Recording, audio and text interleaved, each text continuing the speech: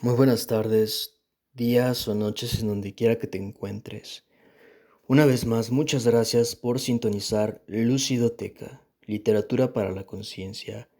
A continuación, continuaremos con el capítulo 3 de este gran libro llamado El Centro del Ciclón por John C. Lilly. Comenzamos. Capítulo 3. Retorno a los 2 días. Depósito de agua más LSD. A veces se oyen rumores de que existe un gran hombre, un gurú, un maestro disponible que dirige una escuela donde uno puede evolucionar y alcanzar nuevos y más altos niveles. Oímos hablar de un remoto gurú en la India, en algún lugar del Himalaya, que ha montado una escuela donde se enseña la manera de lograr el samadhi, un estado de conciencia total, acorde con la mente universal. O escuchamos sobre rumores de una escuela sufi que enseña las doctrinas esotéricas tradicionales y ejercicios de los sufíes. O bien, oímos hablar de la última escuela terapéutica inventada por el doctor fulanito de tal, con su nuevo concepto terapéutico. A veces, los amigos parecen bombardearle a uno con la más reciente información sobre el último maestro, gurú o terapeuta. ¿Cuáles son los fines de estas escuelas? ¿Por qué quiere la gente asistir a ellas? En mi propia cartografía de estas zonas de esfuerzo humano, en mis propias exploraciones, he tropezado con muchas personas que han estado sometidas a estos gurús o maestros, y me ha impresionado ver lo que han aprendido y cómo han evolucionado con esta clase de ayuda. También me ha impresionado la publicidad con la que aclaman a su gurú o maestro y la gran transferencia positiva, como se dice en términos freudianos. El estado en el que se encuentran me recuerda mucho el estado hiperentusiasta de algunos que han realizado sus primeros viajes en LSD. Creen que conocen ahora las respuestas a la autoevaluación. Son mucho más felices, se sienten mucho más eficaces, irradian calor y amor y preocupación por los demás. De momento, no parece ser este mi camino. Yo prefiero la comprensión a la devoción. Prefiero los compañeros investigadores a los discípulos carismáticos. Prefiero permanecer en mi propio centro, tocando los pies en el vuelo y ayudando a otros a hacer lo mismo, más que formar un grupo que me venere. En el pasado, tuve periodos en los que deseé ejercitar mi carisma personal para influir en otros. Esto me parece ahora un método un poco práctico, poco eficaz, de transmitir conocimiento y comprensión. Uno puede actuar mucho más eficazmente siendo lo que es, en vez de utilizar facultades de seducción y persuasión para fomentar la ilusión de ser un gran hombre. En vez de ser un gaitero de feria, prefiero ser un maestro eficaz para aquellos que quieran comprender lo que tengo que enseñar. El gaitero pasma y atrae a los niños del pueblo, y se los lleva sabe Dios a qué clase de misión. ¿Y qué hacen estos niños cuando vuelven? No tienen conocimiento, no tienen comprensión, no están centrados ni tocan sus pies en el suelo en el grado necesario para seguir con el trabajo del mundo. Brillan estrellas en sus ojos, tienen carisma, pueden arrastrar a mucha gente en sus proyectos, pero ¿vale la pena seguir estos proyectos? Sí, hay escuelas esotéricas. Sí, hay gurúes eficaces, pero yo apuesto que estos hacen su trabajo sin bombos y platillos, sin buscar discípulos que pregonen en su nombre desde los tejados. Evidentemente, estas escuelas no estarían abiertas a cualquiera. Tendrían tapaderas para disimular sus operaciones reales. En otros casos, no podrían operar, estarían atestadas de hiperentusiastas discípulos en potencia. Debieron enfrentarse hace ya tiempo con el problema de selección de los discípulos, una selección minuciosa, sin estruendo, sin publicidad, sin contacto directo con este tipo de escuelas. Veamos lo que cabe esperar. ¿Qué haría tal escuela? Este puede ser por sí solo útil ejercicio para trazar el mapa de los propios espacios internos. Imaginemos lo que sería tener la clase de ayuda que quisiéramos para trasladarlos a niveles más altos de funcionamiento. Yo descubrí que esta metaprogramación era una buena ayuda para mi propia evolución. Repetiré la cita. Lo que se cree que es verdad o se hace verdad dentro de los límites a descubrir por la experiencia y la experimentación. Estos límites son creencias que hay que trascender. En mis experiencias remotas en el depósito de aislamiento con el LSD y en mis próximos roces con la muerte, encontré los guías. Estos dos guías pueden ser dos aspectos de mi propio funcionamiento a nivel del superyo. Pueden ser entes de otros espacios, de otros universos, diferentes de nuestra realidad convencional. Pueden ser construcciones útiles, conceptos útiles que empleo para mi propia evolución futura. Pueden ser representantes de una escuela oculta esotérica. Pueden ser conceptos que funcionan en mi propia biocomputadora humana, al nivel de superespecie. Pueden ser miembros de una civilización que lleva un adelanto de cientos de miles de años sobre la nuestra. Pueden ser una conexión con dos canales de comunicación de una civilización muy alejada de la nuestra, que radia información a través de la galaxia. Sea cual fuere la alternativa que parezca acertada, lo esencial es tener algo o alguien delante de uno que marque los objetivos de lo que está haciendo. Con este conocimiento, con estas concepciones, con estas imaginaciones, uno puede elevarse por sí solo a más altura de la que tiene. Actualmente, si uno puede creer que, con su esfuerzo, es capaz de establecer comunicación con una ayuda que es más grande que él mismo, esto es de por sí una gran lección. En otras palabras, uno tiene ayuda para trascender sus propias creencias limitadoras actuales. Esta creencia es de ayuda en la trascendencia. En lo que a mí me atañe, yo no había confiado en un maestro humano, en un gurú, ni en ningún guía humano. En mi primera infancia, estuve bajo la influencia de sacerdotes, monjas y otros que pretendían poseer el conocimiento y tener contacto directo con Dios. Me volví escéptico siendo aún muy joven. Encontré dentro de mí mismo una verdad más sincera que la que había hallado en los representantes de la Iglesia. Este escepticismo me apartó de los conceptos místicos de la Iglesia en favor de la investigación médica científica, en la búsqueda de un nuevo conocimiento.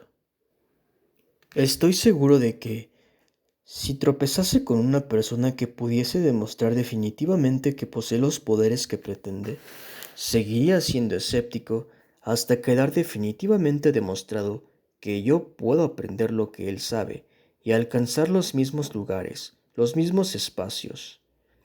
Mientras tanto, sigo mi propio camino, en mis propios espacios interiores, escéptico ante cualquier ayuda que no sea de la variedad arriba expresada.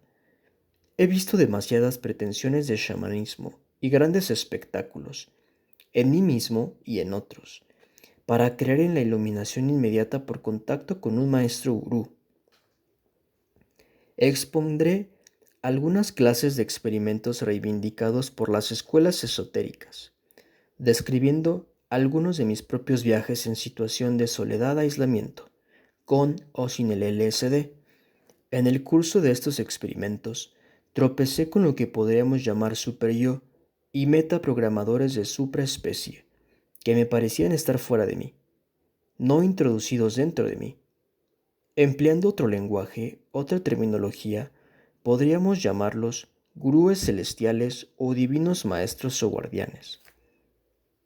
También llegué a espacios donde las energías o las fuerzas eran tan vastas que no había manera humanamente concebible de traducir estas experiencias en palabras para un libro. El experimento más definitivo lo realicé con LSD en el depósito de soledad, aislamiento, confinamiento, pero, primero, expondré el propósito de los primitivos experimentos realizados en el depósito de agua. Cuando estaba en el Instituto Nacional de Salud Mental de Bethesda, Maryland, en 1954, trabajando sobre neurofisiología del cerebro, concebí una nueva serie de experimentos.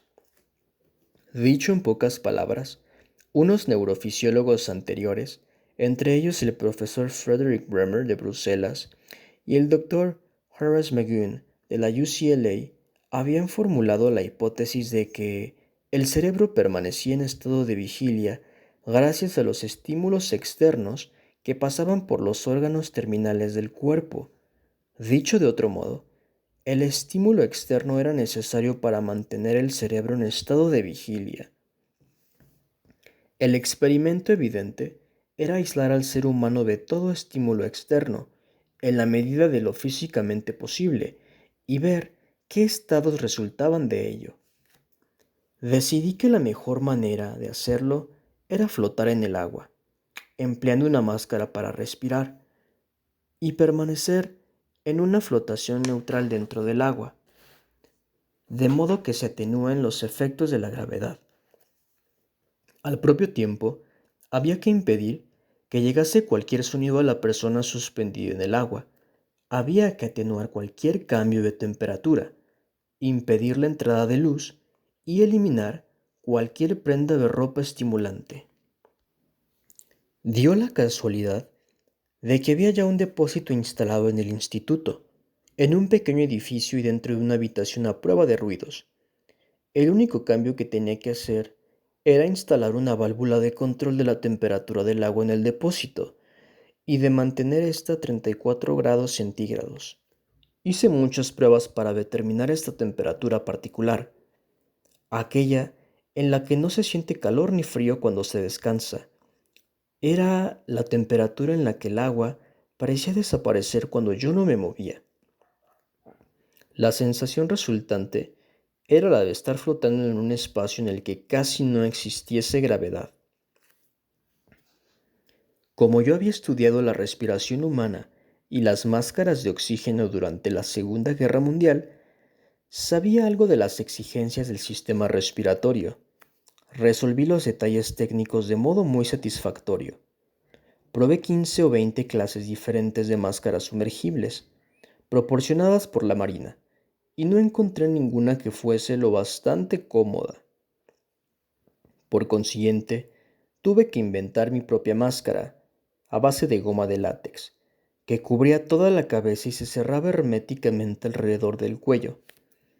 Tenía 2 tubos para respirar, conectados con unas válvulas especiales en el lado del depósito, que aseguraban un continuo suministro de aire y recibían el expulsado de mis pulmones, impidiendo la acumulación de anhídrico carbónico y la falta de oxígeno en el sistema. Rápidamente, descubrí que mi cuerpo tenía diferentes densidades, que las piernas y la cabeza tendían a hundirse. Por consiguiente, tuve que inventar unos soportes a base de una goma sumamente fina empleada en cirugía para mantener mis pies en la posición debida en el depósito, sin tocar el fondo. El equilibrio de la cabeza lo conseguí mediante la presencia de cierta cantidad de aire en la máscara. Después de mucho trabajo técnico de esta clase, pude alcanzar al fin un estado de flotación neutral exactamente por debajo de la superficie del agua del depósito. Más tarde, estos experimentos y experiencias recibieron el nombre de privación sensorial, pero nunca percibí el menor efecto de privación. Descubrí que, a falta de todo estímulo, uno compensa rápidamente mediante una percepción sumamente elevada y una creciente experiencia sensorial en ausencia de medios conocidos de estímulos externos. En las primeras horas, comprobé que no tenía el menor deseo de dormir. La primitiva teoría era, pues, equivocada. No se necesitaban estímulos externos para permanecer despierto. Después de una decena de horas de experiencias, observé fenómenos que habían sido previamente descritos en diversas obras. Pasé por estados parecidos al sueño, al trance, al arrobamiento místico. En todos estos casos, yo permanecía absolutamente intacto, centrado en el sitio. En ningún momento perdí conciencia de los hechos del experimento. Algo en mí sabía siempre que estaba suspendido en el agua de un depósito, en la oscuridad y el silencio. Pasé por experiencias en las que, Aparentemente, otras personas se reunían conmigo en este medio oscuro y silencioso. Podía verlas, sentirlas y oírlas.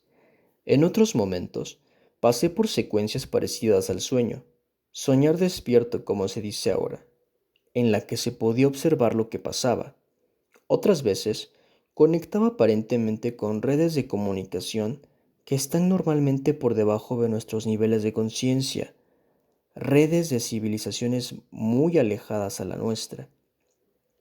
Trabajé durante horas tratando de vencer los obstáculos a la comprensión de mí mismo, de mi situación vital. Hice horas de meditación, de concentración y contemplación, sin saber lo que estaba haciendo. Solo más tarde, al leer ciertos trabajos, descubrí que los estados que había conseguido se parecían a los alcanzados por otras técnicas. En 1958, salí del Instituto Nacional de la Salud y me trasladé a las Islas Vírgenes, pero hasta 1964 no fui capaz de construir otro depósito y de introducir el LSD en el experimento de soledad, aislamiento, confinamiento. Rápidamente, descubrí que el empleo de la máscara no era necesario con LSD. Como podía disponer de agua de mar, empleé esta y constaté que podía flotar en la superficie con la boca, nariz y ojos fuera del agua. Vi que podía flotar con las manos cruzadas debajo de la nuca y los codos extendidos debajo del agua.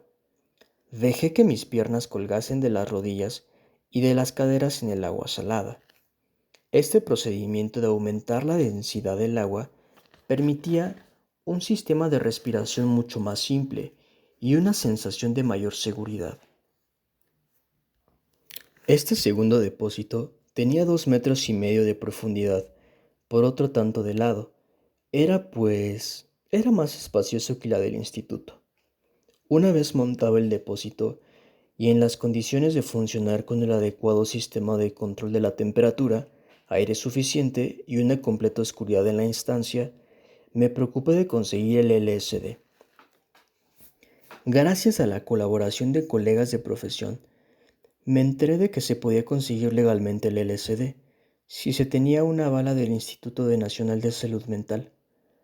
Como yo tenía uno que duraba 5 años, pude conseguir el LSD directamente de la compañía Sandoz, haciendo los trámites adecuados.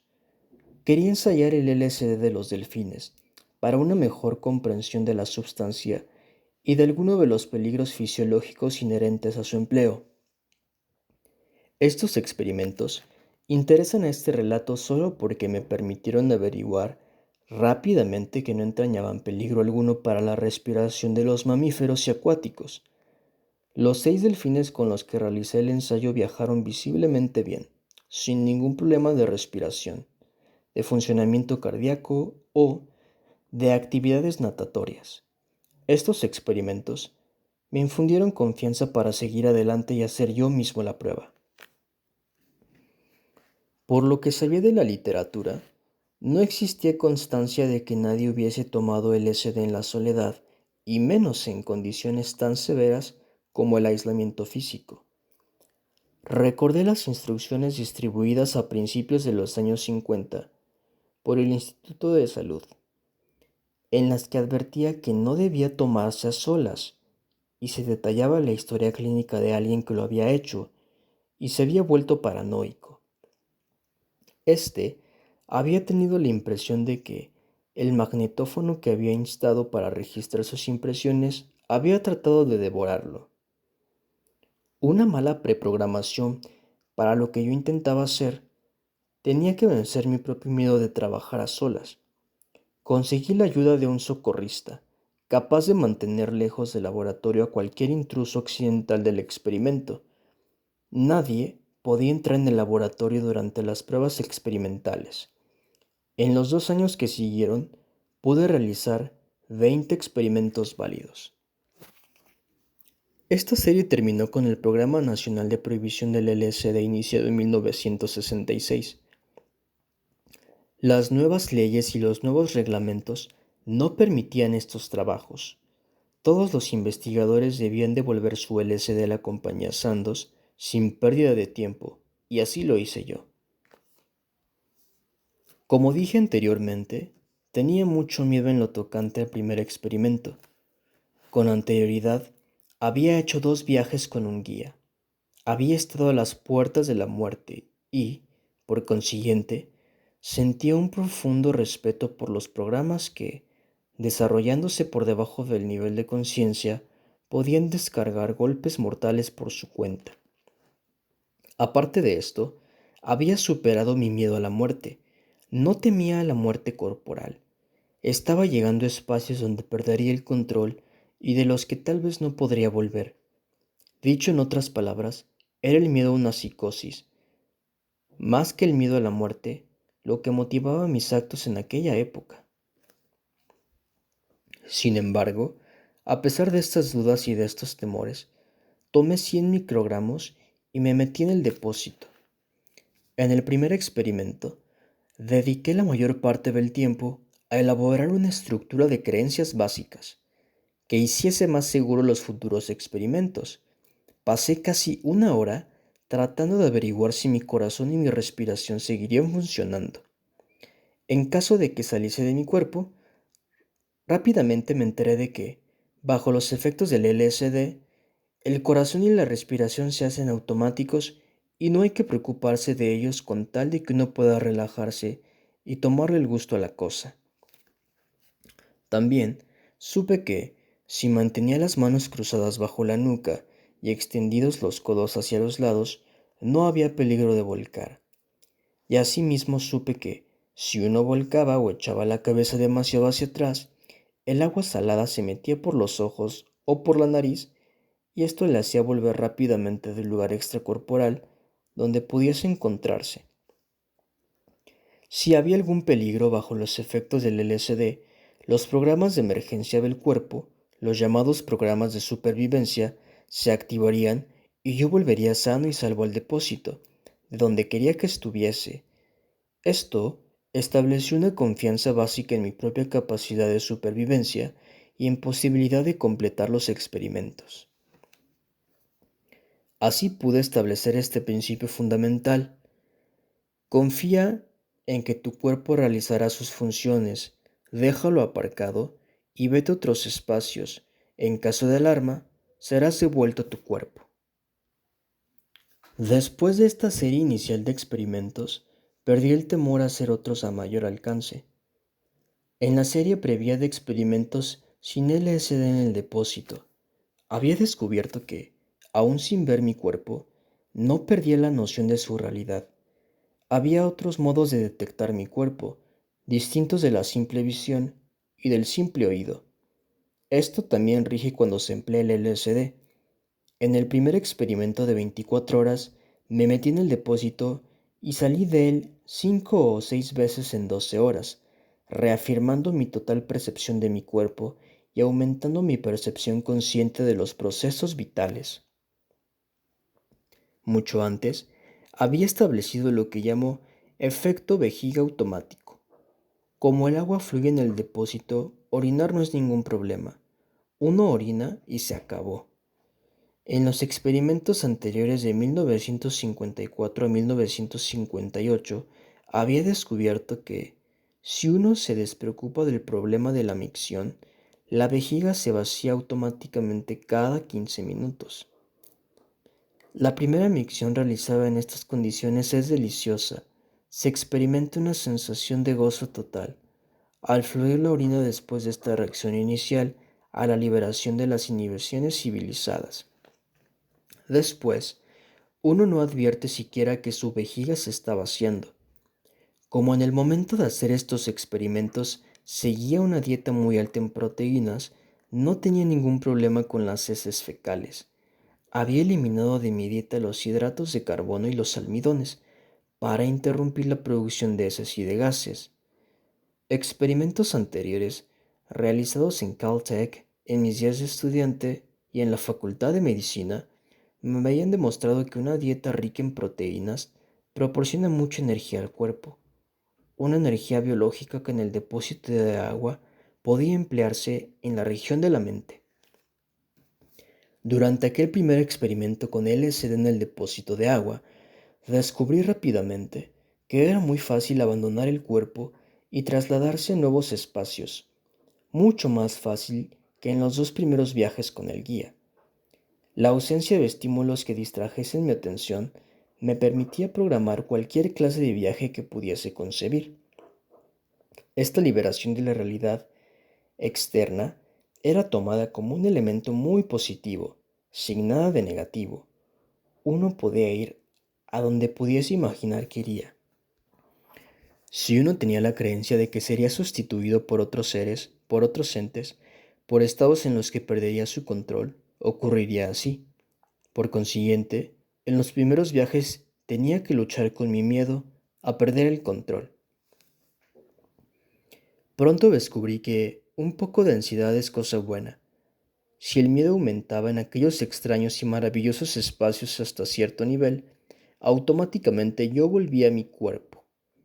El problema de la reentrada se resolvía por el conocimiento o por la creencia básica de que, cuando tuviese demasiado miedo, querría volver y volvería a mi cuerpo. Abro paréntesis. Veas el relato de R. A. Monroe citado en la bibliografía. Cierro paréntesis. De aquí saqué dos postulados fundamentales para ulteriores viajes. El primero es que el cuerpo puede cuidar de sí mismo cuando uno lo abandona.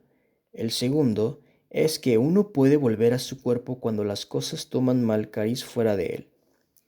Más tarde descubrí que, al aumentar mi tolerancia al miedo, podía permanecer más tiempo en aquellos espacios. También aprendí que no tenía necesidad de volver a mi cuerpo en una situación de miedo intenso, sino que podía capear el temporal y pasar a otro espacio sin regresar al espacio corporal. Al mejorar mis dotes de navegante y de piloto, mejoró también mi dominio sobre mí mismo. Así pude moverme empleando la energía del miedo, convertida en otra clase de energía. Por último, pude eliminar el miedo como necesidad y moverme sin él a través de los espacios. Nuevas motivaciones sustituyeron a las antiguas fobias y fue posible la conversión de la energía negativa en positiva. En mi primer experimento con el LSD en el depósito de agua, el primer espacio al que me trasladé era completamente negro, completamente silencioso. Era un espacio vacío en el que no había ningún cuerpo. La negrura se extendía hasta el infinito en todas las direcciones. También el silencio se extendía hasta el infinito en todas direcciones, y yo permanecía centrado en un punto único de conciencia y de sentimiento. No había absolutamente nada en el universo, salvo mi centro, salvo yo mismo, y la oscuridad de aquel profundo silencio. En un estilo taquigráfico lo llamé el punto cero absoluto. Este se convirtió en un punto de referencia al que podía volver si las cosas se ponían demasiado caóticas o demasiado estimulantes en otros espacios. Era mi núcleo central, mi esencia en el universo sin estrellas ni galaxias, ni entes ni personas, ni otras inteligencias. Era mi lugar seguro. Es muy difícil saber la duración, en tiempo de la Tierra, de mi permanencia en aquel lugar en ese primer viaje. Permanecí lo bastante para acostumbrarme a él y emplearlo como un lugar de referencia al que podía volver.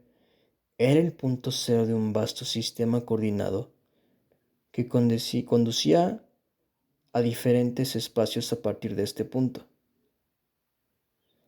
Este punto parecía ser resultado de mi adiestramiento científico.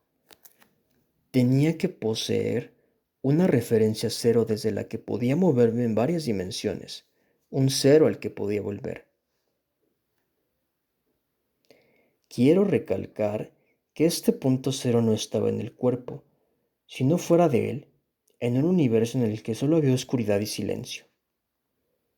Era algo definido como fuera del cuerpo, fuera del universo tal como lo conocemos.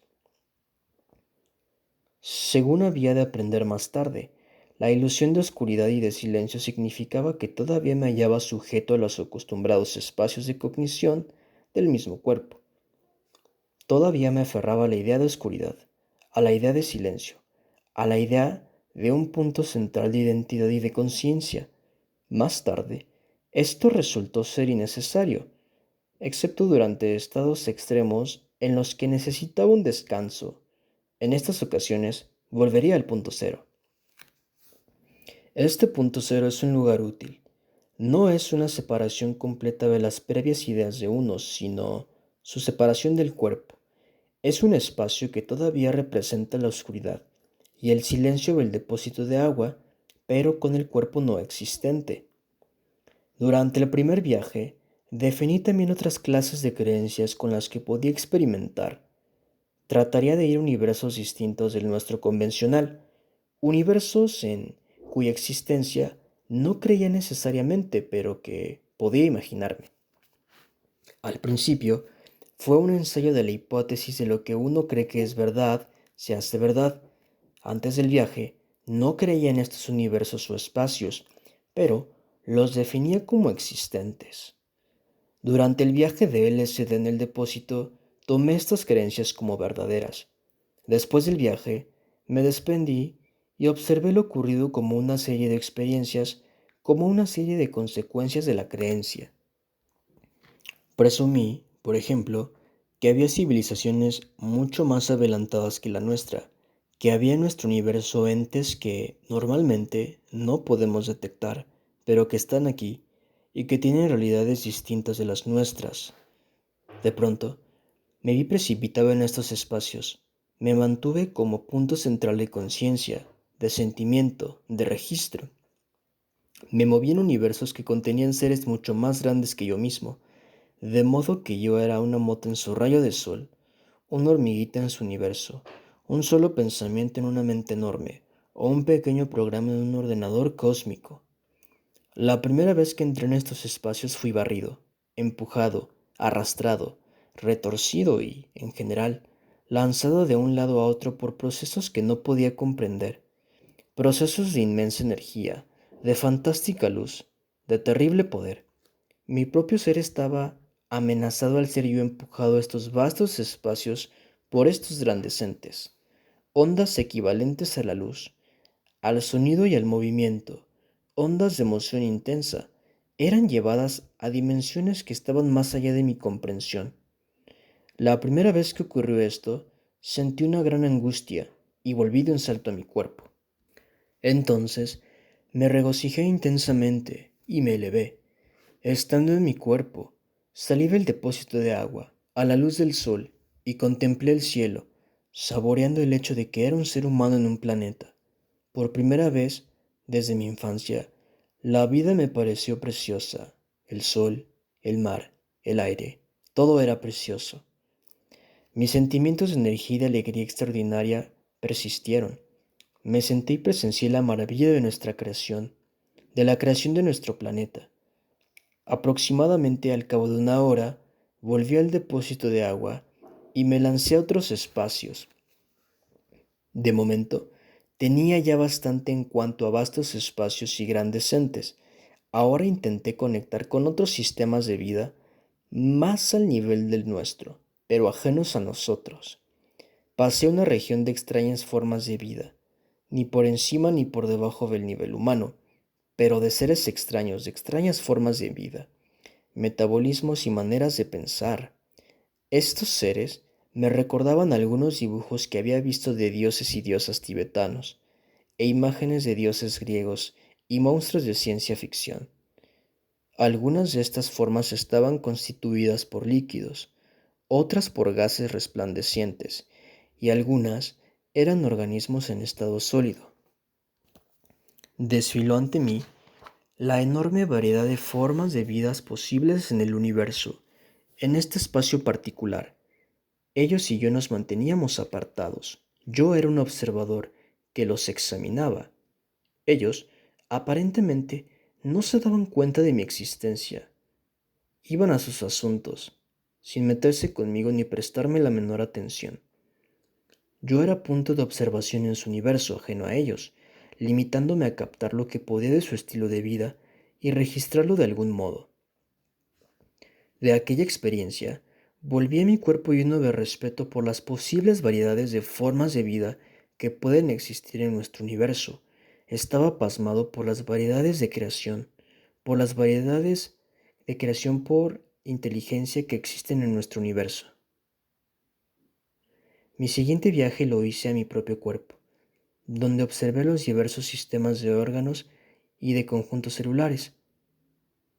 Viajé entre células, observé su funcionamiento y me di cuenta de que, dentro de mí, había un gran conjunto de organismos vivos, cuya suma era yo mismo.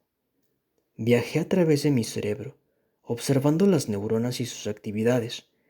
Viajé a través de mi corazón, observando las pulsaciones de las células del músculo. Viajé a través de la sangre, observé el trabajo de los corpúsculos blancos.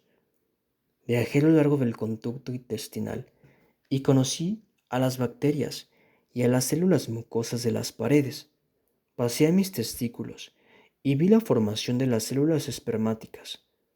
Después, me trasladé rápidamente a dimensiones cada vez más pequeñas, hasta los niveles quantum, y observé el juego de los átomos en sus propios y vastos universos, sus amplios espacios vacíos, con las fantásticas fuerzas inherentes a cada uno de los lejanos núcleos con sus nubes orbitales de electrones de campos de fuerza y las partículas primarias venidas de espacios exteriores a este sistema. Era realmente espantoso ver los efectos de túnel y los otros fenómenos del nivel cuántico que se producían. Volví de este viaje comprendiendo la enorme cantidad de espacio que hay dentro de mí y las inmensas energías encerradas en la materia de mi propio cuerpo. Después de ver desintegrándose los núcleos ante mis ojos, desprendiendo fantásticas energías de radiación a escala microscópica, sentí un nuevo respeto por lo que llevaba conmigo y por lo que, en cierto sentido, era yo a estos niveles de razonamiento y de funcionamiento. Entonces, volví a salir del depósito de agua y pasé al cuarto de baño. Sentía el vientre lleno y dilatado, como si estuviese encinta. Me convertí en mi propia madre, embarazada, llevándome en mi propio seno. De pronto, me di cuenta de que estaba por darme a luz a mí mismo. Me senté en la taza y tuve un gran movimiento de tripas, que era yo mismo. Súbitamente, me chocó la gracia de esta peculiar división de mi ser, eso de parirme a mí mismo. Tuve una extática experiencia de sexualidad total, de ser un hombre y una mujer, totalmente fundidos, que pariendo en el momento de caer la criatura en la taza. Comprendí que no era yo, que no era una criatura, y, sin embargo, vivía al mismo tiempo mi propio parto como si yo fuese mi madre. Experimenté mi nacimiento como lo había experimentado ella, como un suceso absolutamente feliz, que daba origen a un nuevo ente vivo. Regresé al depósito de agua y pasé a otros dos espacios lejos de este planeta. Más tarde, habría de advertir que había un ritmo definidos por estas salidas y en los regresos del cuerpo y en el descubrimiento de algo nuevo cerca del cuerpo, visto desde una nueva perspectiva en los remotos espacios. Estas idas y venidas entre lo muy remoto y lo muy próximo tenían un ritmo que, al parecer, había descubierto yo de un modo natural. Esta parecía ser mi tendencia, ir lo más lejos posible y después acercarme lo más posible. Poco a poco aprendí que el objetivo no era ninguna de ambas cosas, sino permanecer simultáneamente lo más cerca y lo más lejos posible. Con los años, pasé gradualmente del o esto o lo otro, al ambos. En relación a estos espacios, estoy lejos y cerca simultáneamente. Después de los primeros experimentos en el depósito de agua, las cosas comenzaron a tomar forma de una manera mejor. Mi papel de explorador se hizo mucho más claro. Estaba limpiando muchos materiales que me estorbaban. Descubrí que tenía que eliminar los obstáculos imaginándolo o metaprogramándolo todo. Todo lo que uno puede imaginar existe. Uno está literalmente conectado al cosmos con todas sus infinitas variaciones. Cuando hube alcanzado esta creencia básica, la posibilidad de conectar con cualquiera de las infinitas variedades del universo, me elevé. Regocijé extraordinariamente y me lancé a nuevas exploraciones. Antes de mi segundo viaje en el depósito de agua, tropecé con un obstáculo fantástico. Tuve un ataque de jaqueca, el primero en 9 meses, desde mis dos primeros viajes LSD. Permítanme exponer lo que aquel ataque de jaqueca significaba para mí. Sentí un dolor fortísimo en el lado derecho de la cabeza que duró 8 horas. En los últimos 40 años había sufrido estos ataques aproximadamente una vez cada 18 días. Mi pensamiento se simplificaba muchísimo durante estos ataques, hasta el punto de convertirme en un ser humano excesivamente simplificado. Durante el periodo en que me dominaba el dolor de jaqueca, no podía pensar eficaz y ampliamente. No podía funcionar, y tenía que yacer en una habitación a oscuras. Este fue el primitivo estímulo negativo para tomar LSD. Quería liberarme de mi jaqueca, resolverla, no volver a tener otro ataque. Abandoné temporalmente el depósito de agua e intenté un viaje tumbado en la cama para estudiar mi jaqueca. Los hechos que había aprendido en acerca de mi jaqueca en 3 años de análisis desfilaron ante mí de una forma muy gráfica. Primero, apareció un espacio en el que se resumía la teoría de la lesión neurológica en los ataques de jaqueca. Hay una neurona roja muy grande que es causa de la jaqueca. Es una neurona de dolor que puede empezar a disparar y mantener su fuego durante 8 horas. Sobre esta neurona hay terminaciones dendríticas amarillas, axones amarillos que van a la corteza desde esta localización en el mencéfalo. Son neuronas amarillas excitantes. Hay otra serie de dendritas azules que terminan en esta neurona. Son las terminaciones de control que evitan los disparos de la neurona roja. Estas dos amarillas y azules penetran en la corteza cerebral. Sin embargo, cada una de estas series tiene en otras partes del cerebro conexiones que no están bajo el control de la corteza, en la región del hipocampo y en la arqueocorteza, donde están almacenados los programas básicos de supervivencia animal. Estos pueden activar la jaqueca cuando estoy sobreexcitado. Yací allí y seguí la pista de todos los circuitos, de todos los programas que podía concebir como posibles causantes de la jaqueca, así como otros programas que podían poner fin al ataque.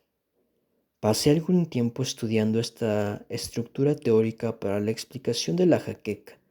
Después la dejé a un lado y pasé a otro espacio que tuviese que ver con la jaqueca. Esta vez, el lado de mi cabeza donde estaba el dolor presentó un agujero. Este agujero estaba en la cara intermedia entre nuestro universo y otro que contenía extrañas formas demoníacas que caían sobre mi cabeza desde su universo. Chillé horrorizado al acercarse a ellas e introducirse ellas en mi cabeza. Durante el viaje LSD, tuve un verdadero y horrible ataque de jaqueca al ser atacado por estos demonios. Entré en un espacio de terror pánico. De pronto me di cuenta dónde estaba y salí de allí y terminé todo el experimento cerrando el agujero de aquel universo. Entonces, pasé por una larga secuencia en la que Dios, allí afuera, me había dado la jaqueca como aviso contra los excesos, como advertencia de que no debía excederme yendo más allá de lo prudente, como castigo por haber pecado. Después, todo se enlazó con mi sexualidad, y pasé por largas secuencias relacionadas con los castigos por no haber alcanzado la iluminación espiritual y por haberme adentrado en el mundo animal del comercio sexual. Esto me recordó enseguida mi primer viaje LSD, en el que había proyectado la diosa y la hembra de gorila en el cuerpo de mi guía. Entonces, pude ver la irracionalidad de aquellos programas pasados. Me di cuenta de que eran todavía activos, de que no podía borrarlos, pero sí permitir su existencia. El lado bueno de mi cabeza se llenó de alegría, de entusiasmo y de un nuevo sentimiento. Temporalmente, liberado de este viejo estorbo, pude volver a mis experimentos en el depósito de agua, armado con mi nuevo conocimiento de cómo navegar en estos difíciles espacios. Inicié una serie de 8 experimentos relativos a unos espacios sobrehumanos y superiores al yo. Uno de mis principales objetivos era volver al lugar donde había estado con los dos guías, durante aquel coma en el hospital que me había tenido a las puertas de la muerte. Entonces, tenido que meterme en aquel espacio lleno de angustia y miedo, con mucho dolor en mi cabeza, ahora quería ver si podía llegar al mismo espacio sin estar amenazado de muerte. Todas las veces anteriores en las que había encontrado a los dos guías, me hallaba en un estado de miedo a perder la vida de algún modo. El conocimiento que me habían dado los dos guías en esta última excursión a su región me había hecho perder el miedo a la muerte. La seguridad que me habían dado de que podría volver a su región cuando lo necesitase y de que todavía no había llegado la hora de abandonar mi cuerpo de modo permanente, me dieron fuerza y valor para intentar este experimento. Todos los experimentos anteriores los había hecho con 100 microgramos de pura dietilamida del ácido lisérgico tartratos, abro paréntesis, sandos, cierro paréntesis. Para este experimento, resolví emplear una dosis mayor. Empecé con 100 microgramos, esperé una hora y tomé otros 100, y esperé otra hora más para tomar otros 100. En total, 300 microgramos. Para fijar esta dosis aumentada, me fundí en lo que había leído. Los 300 microgramos habían sido empleados para inducir profundas experiencias religiosas en alcohólicos. Dividí la dosis, en vez de tomarla de una vez, para poder conservar mi habilidad de navegación y dirección y mi capacidad de almacenamiento. Quería estar en condiciones de dominar mi movimiento fuera del cuerpo. Durante la primera hora, desarrollé el primer programa director de relajar mi cuerpo, dejando que ésta se encargase de sus funciones vitales. Después de la segunda dosis, fui al punto cero de la oscuridad infinita y de silencio infinito. Al terminar la tercera hora, había tomado la tercera dosis. Estuve dispuesto a intentar el viaje en espacio de los dos guías. Previamente, había tratado de imaginar cómo ir a aquel espacio sin miedo y sin dolor. De alguna manera, ellos me habían indicado que podía volver siempre que quisiera. Por consiguiente, lo único que tenía que hacer era relajarme completamente y definir el espacio al que quería ir. Como había estado allí anteriormente, este resultó ser el procedimiento adecuado. Me definí yo mismo en su espacio y, de pronto, me encontré en él. Me convertí en un punto de conciencia luminoso y brillante, que irradiaba luz, calor y conocimiento. Entré en un espacio de brillantez asombrosa, un espacio lleno de luz dorada, de calor y de conocimiento. Me senté en el espacio sin cuerpo, pero con todo mi yo allí, centrado. Me sentía fantásticamente entusiasmado, con un gran sentido de pasmo, admiración y reverencia. La energía que me rodeaba era de una intensidad incalculablemente alta, pero descubrí que esta vez podía resistirla, podía sentir, ver y saber en aquella inmensidad de espacio vacío y lleno de luz. Despacio pero con firmeza, los dos guías empezaron a acercarse a mí desde una gran distancia.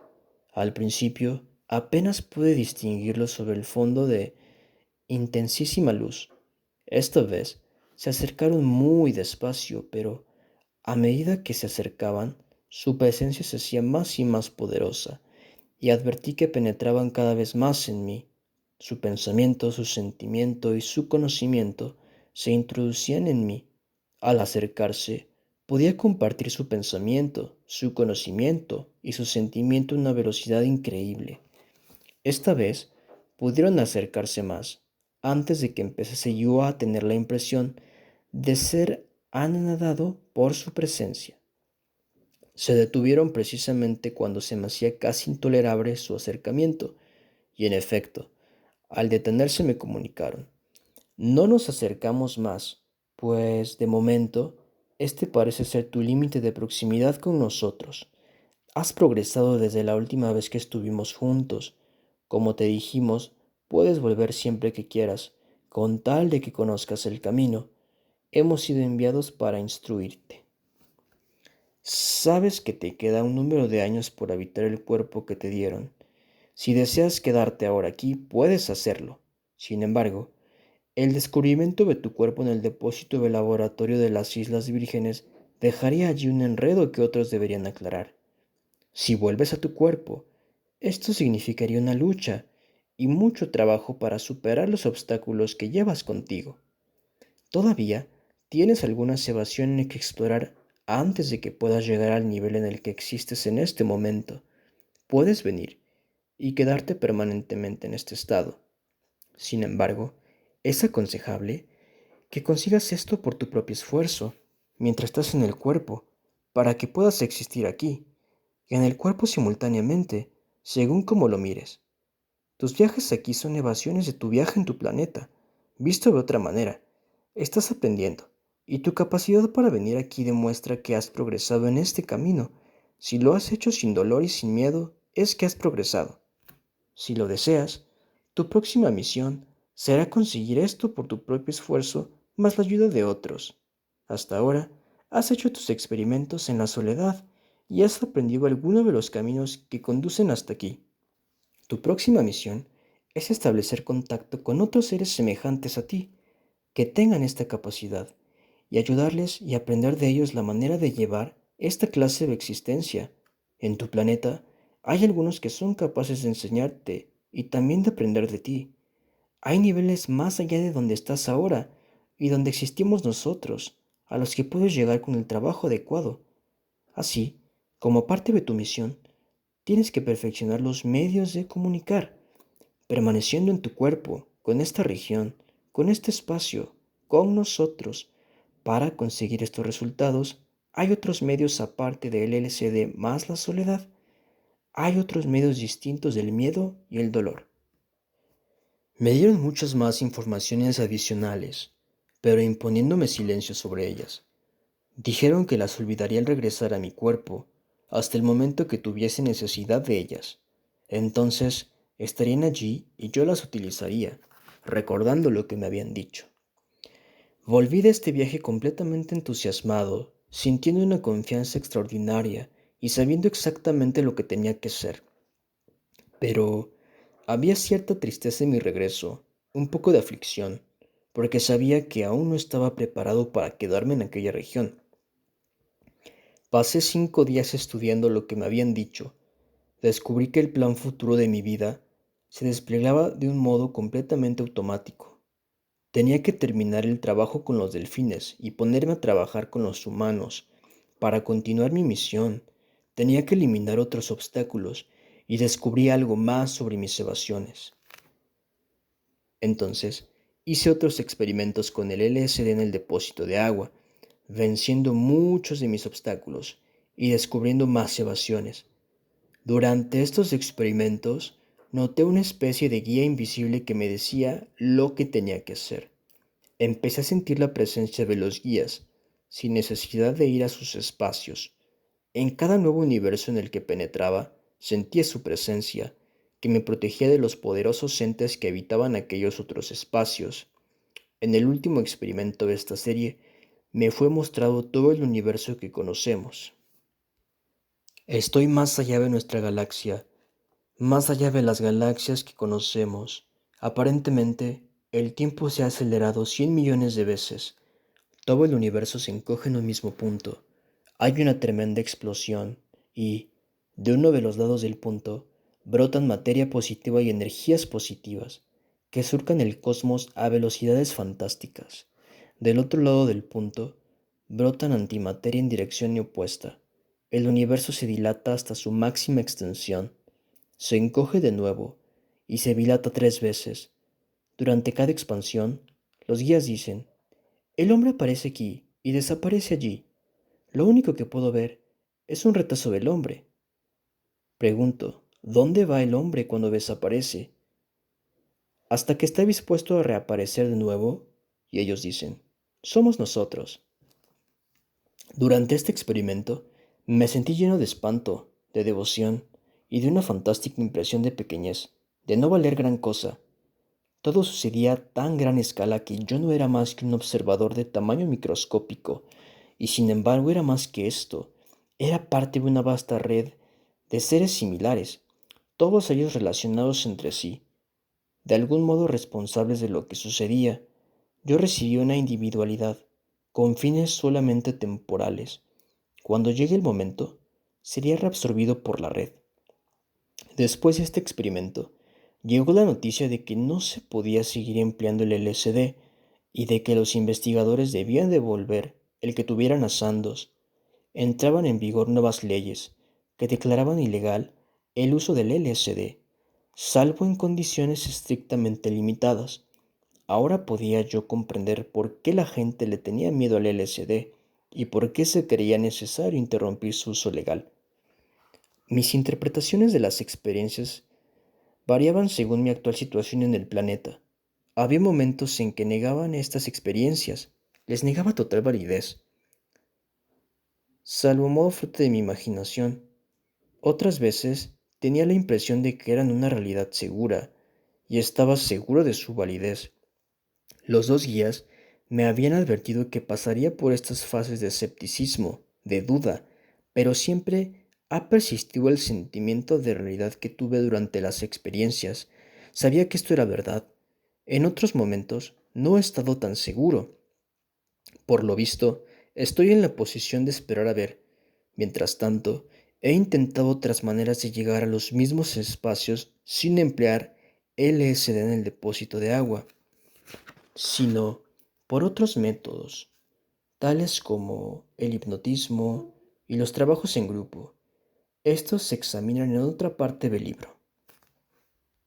Fin del capítulo 3. Nuevamente, muchas gracias por sintonizar Lucidoteca.